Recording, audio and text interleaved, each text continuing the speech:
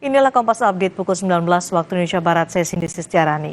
Saudara, sebuah truk pengangkut LPG bersubsidi milik Pertamina menabrak truk lain di Kabupaten Semarang, Jawa Tengah. Truk pengangkut LPG milik Pertamina ini ringsek usai menabrak truk lain yang ada di depannya di Jalan Gatot Subroto, Ungaran, Kabupaten Semarang. Sementara sopir truk LPG yang terluka langsung dilarikan ke Rumah Sakit Umum Daerah Ungaran.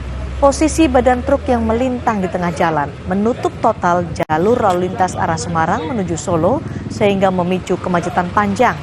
Polisi sempat memberlakukan lawan arah kendaraan dari arah Semarang menuju Solo sampai proses pemindahan truk selesai dilakukan.